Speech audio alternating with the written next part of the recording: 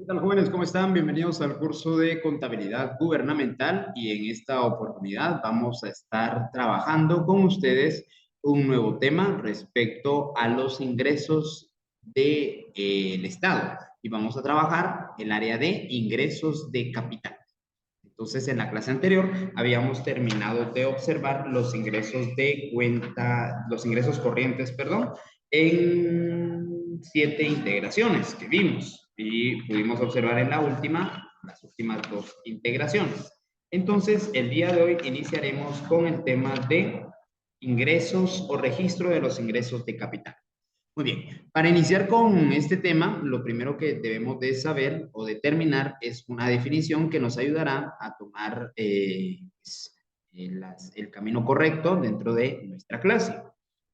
Y vamos a definir los ingresos de capital como esos recursos que reciben o que perciben, disculpen, aquí vamos a corregir, que perciben las entidades del Estado originados por la venta o desincorporación de algunos activos fijos. Con esto debemos de tener cuidado respecto a los ingresos de operación que vimos en el tema anterior, porque en estos tratábamos ventas de bienes, pero cuando hablamos de bienes hacíamos referencia a bienes, productos o mercancías que fueron elaborados en su momento para la comercialización por medio de la empresa pública.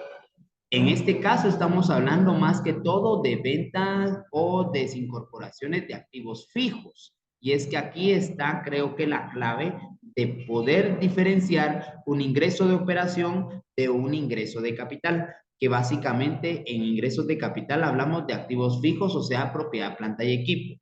Por mencionar algunos, edificios, instalaciones, maquinarias, equipos diversos, terrenos, tierras, entre otros y también algunos activos intangibles. Entonces, considerar esto, por favor.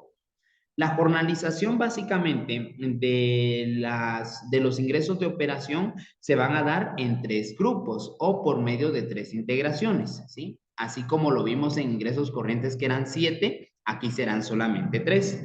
Primeramente vamos a ver lo que son los ingresos por venta de bienes en uso, ¿sí? O sea, esos bienes, esa propiedad, planta y equipo, esos activos, esa maquinaria y esos equipos que estamos usando y que de alguna manera los vamos a vender o los vamos a desincorporar de la propiedad, planta y equipo. 2, ingresos por transferencias de capital recibidas, que también se da por medio de alguna transferencia de capital de una institución a otra. Y número 3, por medio de los ingresos por la venta de inversiones financieras como activos realizables, ¿verdad? Entonces, también al momento de que vendemos inversiones financieras o valores mobiliarios, por ejemplo, también se da como parte de ingresos de capital, ¿verdad? Entonces, vamos a hablar entonces como número 1 de la jornalización de los ingresos por venta de bienes de uso, ¿verdad? Que sería la primera integración, que sería esta de por acá. Vamos a tratar de marcarla, ¿sí? Entonces, yo creo que con ustedes también íbamos marcando esto, entonces lo vamos a marcar. Básicamente la jornalización de los ingresos por venta de bienes de usos radica en la venta de activos, siendo esta otro recurso que utiliza el Estado para obtener ingresos públicos, ¿sí? Sin embargo, muchos hacendistas no recomiendan el uso de este tipo de ingreso extraordinario, más bien indican que los activos existentes deben de permanecer como parte del patrimonio nacional, ¿verdad? Exceptuando aquellos que sufran un deterioro. Entonces, en este caso, vamos a mencionar que la jornalización de ingresos por venta de bienes de uso radica en la venta de activos que se encuentran en uso, sean estos muebles o inmuebles, y cuyos fondos generalmente se destinan preferiblemente a gastos de inversión. En este caso, esto está regulado principalmente por la ley de contrataciones del Estado y el decreto 50, que es el decreto 5292 y su reglamento, ¿sí? Aquí también vamos a dejar una tarea corta dentro de la clase, usted ya sabe la mecánica de, en donde vamos a generar una síntesis de los siguientes artículos de la ley de contrataciones del Estado. En este caso vamos a hacer énfasis del artículo 89. Vamos a hacer énfasis del 90, del 91 y del 92, del 64 también, de lo que sería el 65, 64, 67, 64, 65, 66, 67, 68, hasta ahí. Con respecto a estos artículos del 60 al 68, créanme que es de suma importancia que los leamos para poder comprender en síntesis lo que son las subastas, porque ahorita vamos a empezar a hablar de las subastas cuando el Estado pues va a subastar sus bienes. Entonces, es bastante importante que puedan leer estos artículos, ¿sí? Por favor. Entonces, vamos con los nombres, si gustan, para que ustedes sepan si estamos bien o estamos mal. El artículo 89 habla sobre las reglas generales. El artículo 90, las enajenaciones y transferencias de bienes inmuebles del Estado. El 92 nos habla sobre las reglas para la venta de bienes muebles. El 92 para el traspaso de bienes muebles usados o materiales. Hasta aquí todo correcto, todo bien. Pero de aquí en adelante estos son de suma importancia. El primero, subasta pública. ¿Qué es una subasta pública? En el artículo 64 nos menciona, cumplidos los requisitos contemplados en los artículos del 80 al 90, para la enajenación de y transferencias de bienes inmuebles, se seguirá el procedimiento de subasta pública. Y la subasta pública básicamente es una enajenación o transferencia realizada por una autoridad superior o funcionarios equivalentes a la dependencia o entidad interesada y cuyo nombre se encuentra escrito y adscrito el bien de que se trate. Les digo, lo de la subasta es algo bien interesante. En el 65 vamos a tener los postores de subasta pública, 66 que es un remate, el 67 la suscripción del contrato y el 68 la transferencia, transformación y aportes de bienes del Estado a sociedades. Entonces, esto de suma importancia, por favor, para que puedan tomar lectura y realizar una pequeña síntesis. No es mucho, serán 2 páginas, carta, tal vez, si mucho, entre todos los artículos. Vamos acá. Recepción de depósitos en garantía. Vamos ya con ya sabidas algunas disposiciones legales en cuanto a las enajenaciones o venta de activos. Vamos a ver la técnica en cuanto a la contabilidad de estos y por eso vamos a caer de una vez al primer punto importante, que es este. La recepción, que sería el punto 1.1, recepción de depósitos en garantía. Incluso si gustan, vamos a tratar de marcarlo así con un tono siempre de amarillo, un tono más suave. Dice así, el ejemplo práctico. Suponiendo que el Ministerio de Finanzas Públicas saca publicación de una subasta pública de un lote de equipo de computación usado con un precio inicial de 50,000 quetzales y debido a ello se presentan 10 postores a la puja en los artículos que les los mandé a leer, básicamente es el ofrecimiento de dinero, depositando cada uno en efectivo y en las cajas de la institución el 15% del valor del precio base, tal como lo indica el artículo 65, que habla de los postores de subasta pública. Por eso la lectura es fundamental. Entonces, se realiza nuestro primer registro contable. En este caso, compañeros, básicamente lo que vamos a hacer es registrar como los interesados de la subasta intentan entrar a ella por medio de un adelanto, por medio de ese 15% del valor del bien como valor base, ¿sí? Entonces, entremos en contexto. El Ministerio de Finanzas Públicas tiene un equipo de computación usado y técnicamente lo que quiere es cambiarlo, quiere renovarlo para el próximo año. Por lo tanto, no puede desaparecer ese equipo, sino por medio de una baja, que también ya lo vimos en cuestión de inventarios en la segunda unidad, pero esa baja lo hará por medio de una subasta pública. para encontrar o para obtener un ingreso. De esta manera, entonces, ese equipo de computación lo van a subastar. En la subasta, tal y como quizá pudieran ustedes relacionarlo con alguna película, se presenta el activo, se presenta el bien que van a subastar entre una cantidad de personas invitadas y que están ya de alguna manera pagando su participación para entrar en la puja, que es el ofrecimiento, donde en películas, en series o en televisión hemos visto que van a subastar un collar, por ejemplo, y empiezan con un precio base o con un valor base inicial, diciendo muy bien, el collar vamos a iniciar la subasta con 10,000 quetzales. Y entonces los postores empiezan a hacer sus ofrecimientos en dinero, o sea, las pujas. Entonces empieza un postor, incluso en televisión se puede ver que incluso cada uno tiene un número para que los identifiquen, porque a veces no identificamos a las personas o a los invitados por el nombre. Entonces, muy bien, ahí el número 25 ofrece 11,000, muy bien, ¿quién ofrece más? Número 13 ofrece 14,000 y así sucesivamente cada uno de los postores de las personas invitadas y que han pagado su participación de la subasta empieza con su ofrecimiento. Ahora bien, esto es lo que hace el Estado y sí lo hace el Estado de Guatemala. En este caso hay un equipo de computación usado, hay un lote de computadoras. Entonces hay 10 postores. ¿Sí? En este caso, los postores van a realizar esta entrada o van a tener que pagar la entrada para la subasta en un equivalente al 15%. Voy a tomar lectura del artículo 65 para que ustedes vean que realmente no son artículos tan extensos. Y leamos esto porque aquí en este artículo, en la primera oración, les hacen énfasis de el 15%. Escuchen, por favor.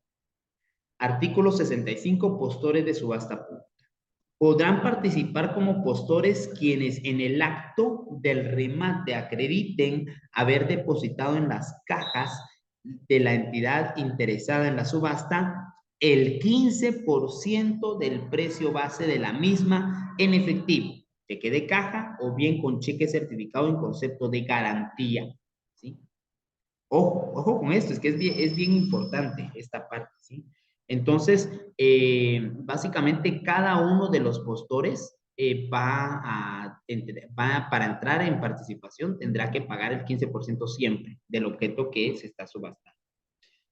Los depósitos a que se refiere el presente artículo deben constituirse a más tardar, ojo, aquí miren el dato, a más tardar se deben de constituir, o sea, deben de pagarlos o transferirlos a las 15 horas del día hábil anterior a la fecha señalada para la realización de la subasta.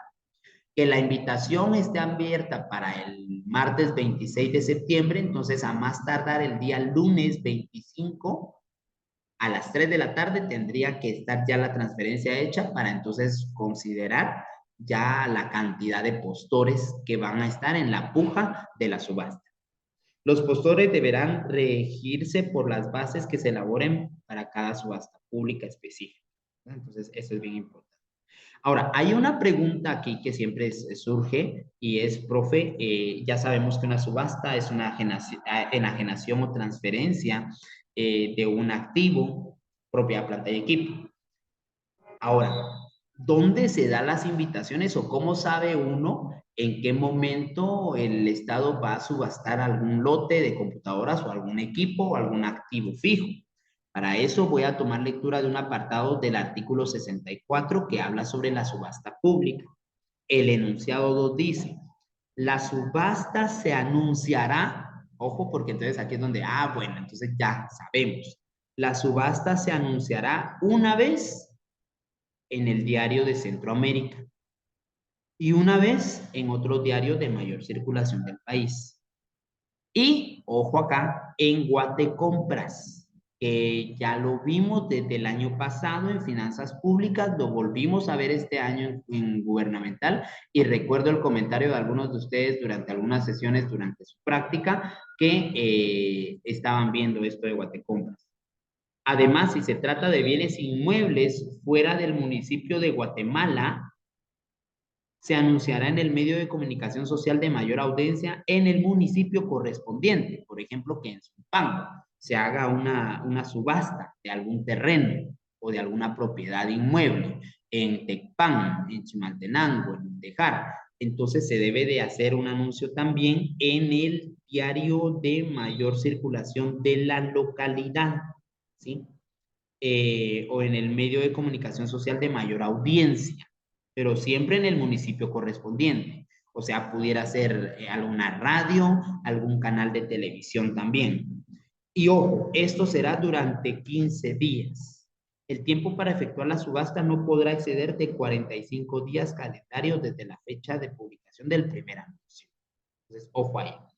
Esto para que ustedes sepan que el Estado sí debe dar aviso, debe decir, bueno, sí vamos a hacer una subasta, entonces lo publicamos. Y así cualquiera, es que ahí cualquier interesado en la subasta puede entrar, incluso misma empresa pública quizás, o también empresas privadas, pueden entrar particulares, iglesias, una cantidad de postores que pudieran haber. Ahora, vamos aquí con la partida número 1. En este caso la vamos a realizar siempre, creo que trabajamos las anteriores en fecha, vamos a trabajar esta 25 de septiembre. Muy bien. Entonces, en este caso, por ejemplo, vamos a tener para la recepción, ojo que aquí solo es la recepción de los depósitos en garantía. Estos depósitos sirven como una garantía de que sí van a participar y que sí son personas serias, ¿verdad? Entonces, la recepción se va a hacer, en este caso, en fondo común, ¿sí? Acá, perdón, en caja principal, disculpen, porque el enunciado o bien el artículo 65 mencionaba que este depósito se tendrá que hacer en las cajas, dice, en el acto del remate acrediten haber depositado en las cajas de la entidad interesada. Entonces, por eso vamos a la caja principal de la institución, que en este caso es del Ministerio de Finanzas Públicas, ¿sí? Entonces, vamos con la 1110, activo disponible, 1100 en caja y 1111, perdón, 1110 activo disponible, 1111 caja y 1111.01 caja principal. Ahorita vamos con la cantidad. En el caso de la cantidad, debemos de recordar lo siguiente. Primero, ¿cuál es el precio base o valor inicial de la subasta? En este caso, el valor inicial o precio base de subasta son los 50,000 quetzales. Punto 1. Punto 2. ¿Cuántos postores hay? Hay 10. ¿Sí? Muy bien, entonces ahí hay 10 postores. Y punto 3, ¿qué porcentaje es de entrada para la subasta? Y ustedes saben que el artículo 65 que ya leímos habla del 15% como mínimo. Entonces, en algunos casos el enunciado quizá vaya a carecer de información respecto a cuánto o sí, qué cantidad o qué porcentaje depositaron los postores, pero usted ya sabe que según el artículo 65 debería de ser del 15. Entonces se va a aplicar automático 15. Muy bien, entonces la fórmula me quedaría así, está bastante sencilla. Simplemente tomo los 50,000 quetzales de precio o valor base y lo multiplico por el 15% para saber de cuánto va a ser la entrada. En este caso es de 7,500 multiplicado por 10 postores, un total de 75,000. O sea, hay 75,000 quetzales en postores. Alguien podrá decir, a la profe, pero entonces en ese caso, solo con la entrada a la subasta ya se superó el valor inicial que tiene ese lote de computadoras. Sí, exacto. Y es que entre más postores, más grande o más alta será la garantía. Ojo, la garantía. ¿Sí? O sea que este dinero, compañeros, no es ya del Ministerio de Finanzas Públicas. Ese dinero está ahí en la caja de esta institución solamente como garantía y en su momento se va a devolver como toda garantía. Pensemos en una garantía crediticia, una prenda, un televisor que usted va a ir a dejar para que le den dinero, una propiedad, una escritura pública que va a ir a empeñar o a hipotecar en un banco para que le den un préstamo. Si usted termina de pagar el préstamo, si usted termina de pagar el dinero por la prenda, le devuelven el televisor y le devuelven su escritura. De la misma manera, este 15% sobre el precio base o inicial de la subasta es una garantía para el Ministerio de Finanzas Públicas, ¿sí? Una vez terminada la subasta, se debe de devolver. Obviamente, se le va a devolver a los 10, se le va a devolver a 9 de estos 10 postores. ¿Por qué? Porque uno de ellos se va a llevar el equipo de computación, ¿sí? O el lote del equipo de computación. Entonces, compañeros, vamos acá. Ahora, para hacer la recepción de este depósito en garantía que se tiene, pues básicamente lo que hacemos, y aquí está la esencia del enunciado, es abonar la 2.150 que son fondos de terceros y en garantía. ¿Por qué? Porque para el Estado y para el Ministerio de Finanzas Públicas, estos 75,000, como les digo, sirve como garantía, pero también es una obligación, o sea, consiste en una obligación de devolver este dinero una vez terminado el proceso de subasta. Y ubicamos la cuenta 2.151, que sería fondos en garantía. Muy bien, una vez que tengamos estos fondos en garantía, entonces ya pasamos aquí con 75,000 y la explicación sería registro contable de la recepción de depósitos en garantía por parte de los 10 postores a la subasta pública de equipo de cómputo. Y 75,000 y 75,000 quetzales. Y con esto digamos que ya terminamos la parte de la recepción de los depósitos en garantía para la subasta. Muy bien. Lo que viene a continuación es algo un tanto más sencillo. Ya viene la venta de usos, la venta de bienes en uso, pero con pérdida. Entonces, ahorita ya se da la subasta como tal. Se terminó hoy a las 3 de la tarde y mañana ya inicia la subasta. Entonces, coloquemos 2.2. No sé si el 2.1 lo marqué, si lo marqué. Entonces acá deberíamos de colocar 2.2. En este caso nos quedaría así. Después del proceso de subasta, que estuvieron ahí en la puja, básicamente los 10 postores, a una empresa privada, se adjudica, perdón, a una empresa privada, cuando hablamos de adjudica, o sea que salió ganadora de la subasta, una empresa privada la venta del lote de computadoras que estaba en uso en el Ministerio de Finanzas Públicas, siendo el mejor precio, como les decía, donde empiezan a pujar, a dar los ofrecimientos en dinero, empiezan, yo doy 14,000, yo doy 15,000, o pues, yo doy, el precio va a ser a 50, disculpe, yo doy 60, yo doy 70 y así sucesivamente. El mejor precio ofrecido por este, que fue el que ganó, fue la suma de 70,000 quetzales. O sea, 70,000 quetzales, de los cuales paga con cheque de caja del Banco CHN a nombre de la Tesorería Nacional. La diferencia, ¿qué diferencia? Es que él ya había garantizado para ingresar a la subasta 7,500 quetzales. Entonces, sobre el precio que él ofreció, que era 70,000 y fue el ganador, usted le va a descontar de una vez su pase de garantía que tuvo de 7,500, por lo que la diferencia sería de 62,500, que es el valor del cheque de caja del Banco CHE. Pues este postor ya había adelantado en depósito en garantía 7,500. Tanto el efectivo como el cheque se depositó en la cuenta de fondo común.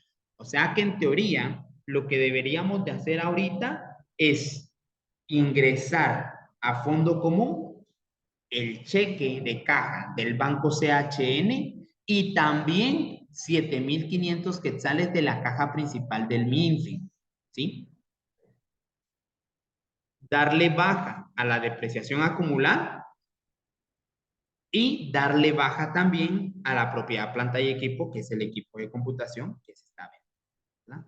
Entonces, dichas computadoras, menciona acá, tienen registrado en contabilidad un valor inicial de compra de 224,000, con el IVA incluido, y una depreciación acumulada de un año, considerando un valor de salvamento del 3% sobre costo. Determine si obtuvo ganancia o pérdida en la enajenación del lote de computadora. Entonces, compañeros, lo único que tenemos que hacer acá es primero calcular la depreciación acumulada de ese lote de computadoras, considerando un año de depreciación, un valor de salvamento de 3% sobre costo y determinar si a través de la puja y el ofrecimiento de 70,000 se obtuvo una ganancia o una pérdida, aunque por el título del enunciado sería una pérdida en venta de bienes de uso. Pero esto lo vamos a dejar para la próxima clase. Entonces, yo les agradezco bastante su atención. Que estén bien. Voy a finalizar aquí la clase y nos vemos en la próxima sesión.